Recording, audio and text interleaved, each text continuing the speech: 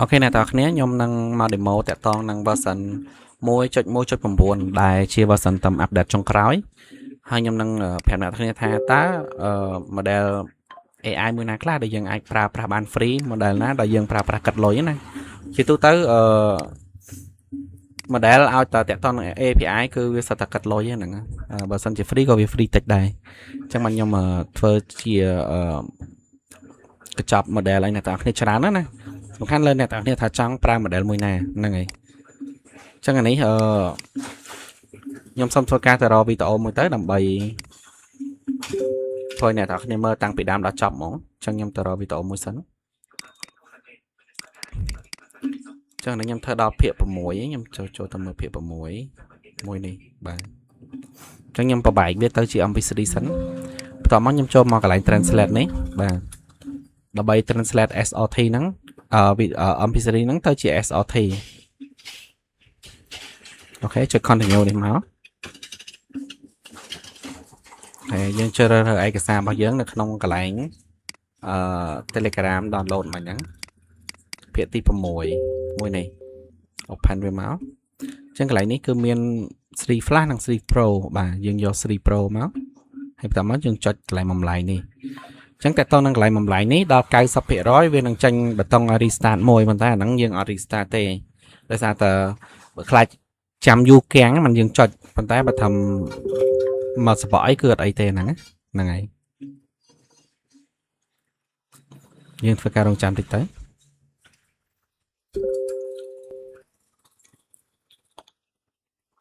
អូខេដល់តាម90ហ្នឹង 90% នេះ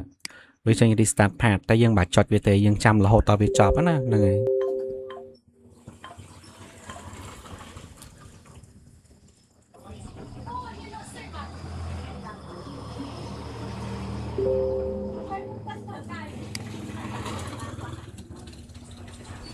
អូខេចប់ហើយយើងចុច download តែម្ដងអញ្ចឹងនៅពេលដែលយើងចុច download ហើយយើងទៅធ្វើការរើសវីដេអូ part 6យើងមិញហ្នឹងនេះអូខេមិញដាច់ឥឡូវយើងមក load SRT យើងវិញដូចយើងបាន download ហើយណាហ្នឹងហើយនេះអូខេអញ្ចឹងនៅពេលដែល load SRT ហើយយើងនឹងឃើញក្នុង timeline ហ្នឹងមាន SRT មាន segment វាហ្នឹងហើយដូចអ្នកនរគ្នាឃើញអញ្ចឹងនេះបាទ2នាទីហ្នឹងហើយបន្តមកតើតើនឹង blur បាទនេះ blur อะไรនេះអ្នកនរគ្នាអញ្ចឹងយើងធ្វើការដាក់ blur វាមួយមកដើម្បីបិទអក្សរគេដើមគេណាហ្នឹងហើយហើយបន្តមកធ្វើការដាក់ logo មួយទៅខ្ញុំធ្វើការដាក់ logo មួយគេ logo ខ្ញុំដាក់ឡើងនេះទៅនេះបាទហើយបន្តមកខ្ញុំធ្វើការចង់ដាក់ subtitle គាត់ចុចប៉ុណ្ណឹងមកគឺវាចេញ subtitle auto តែម្ដង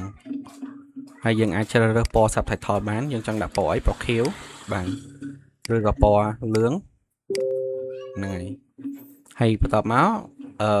text overlay នេះគឺមានថាយើងចង់ទៅសេអក្សរលើនេះអញ្ចឹងអក្សរហ្នឹងខ្ញុំចង់ដាក់AI វីដេអូ double បាទ double អញ្ចឹងទៅ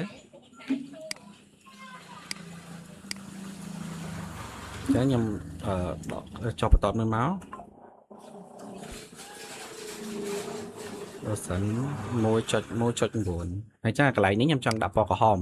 យើងគ្រាន់តែ select កន្លែងហ្នឹងមកហើយដូរពណ៌ទៅពណ៌ក្រហមមកបាទហើយបើនេះយើងចង់ដាក់ពណ៌ស select មកដាក់ពណ៌សមកអូខេហើយយើងមើលទៅបើថាយើងចង់ព្រិចព្រមយើងដាក់ទៀតមកបាទអញ្ចឹងមកហើយបន្តមកយើងចង់ឲ្យវាមានចលនាបាទអញ្ចឹងយើងគ្រាន់តែចុចនេះ loop up ហ្នឹងមកអញ្ចឹងនៅពេលដែលយើង play មក Saying you want to marry Garrett? Is there a problem with that, Auntie? អូខេអញ្ចឹងយើងគិតថាប៉ុណ្ណឹងអូខេហើយដូចជាអត់មានអីទៀតទេយើង apply effect មួយសិនមកបាទអញ្ចឹងយើងឲ្យវារងចាំយើងរងចាំឲ្យវាដើរ effect ហ្នឹងអស់សិនទៅ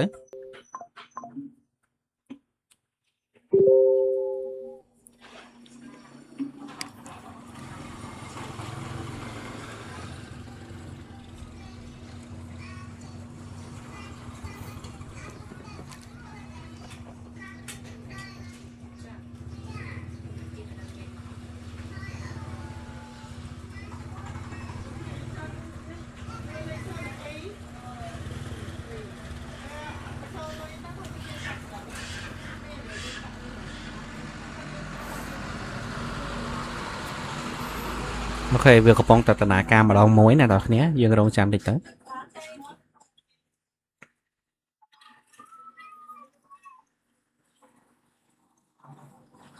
bữa sân chỉ dương ở đã logo ở đã sắp thay thò ở đã take overlay thế à nắng vì ở tê vì ở dư chân tê vì lớn á năng này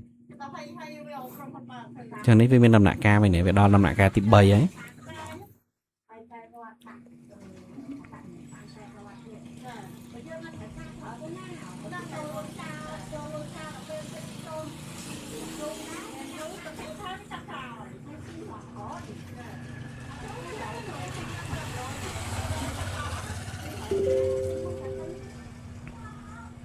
ok đó tip 4 vì chập đam bền nín sắp thay thò lại sắp thay thò nó cứ chỉ ở vậy đại viên vậy thấy vì chân nhà lời căng này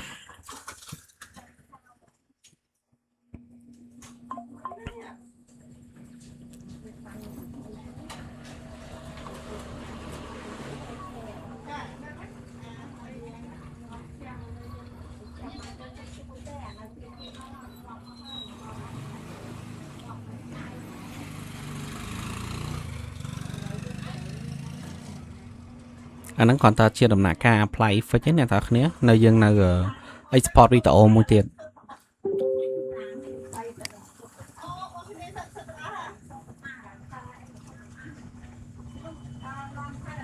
ok chẳng là pe đầm nạ ca chọc hay dân phật ca cái đi cái này mua tới đầm bay đi mua vào khó tục ở tờ sầm lệnh đám mình thay tục sầm lệnh bay cào nữa năng này hay dân cho bị export video máu hay nhầm đã là desktop tới nhầm đã lệnh môi này tao này mới bạn rồi còn lịch đập pi chẳng tay sale máu ok anh đang mặt tăng tiền chẳng là pe chop anh đang mặt tăng thiệt hái cứ ở những ban video pra tem đòn là nhầm xong stop sẵn chăm chết chop nhưng mọi này tao này mới ok là ban đó là lệnh remove vocal lấy chăm tí tới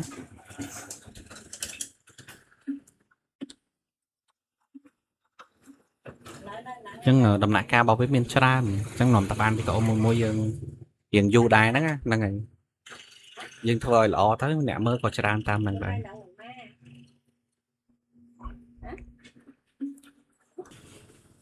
ok chào bây nè tao khné nè vì tao đang mua thập đập pi đợt âm before là nhưng từ chạm mơ tao khné anh hai dùng điệp ca chỉ mũi Garrett miễn bánh hạ anh lần tê ông sấy Emily Garrett miễn sẵn xa rủi hài Emily mua sầm lạnh nơi tin ít miễn rô trà na ông ai rô nẹ ông nẹ ở mũi ban vô tế mình ai tê nhôm trong điệp ca chỉ mũi Garrett nhôm sport hạ nhôm nâng điệp ca chỉ mũi có tem nẹ cốt ông sấy ông ba sừng yên nâng nhôm hai ông mình ai rô bị sừng già bên bàn tê ok nó vào giờ nó cứ miền tập nắng xong rồi mình đã khné thấp ở con charan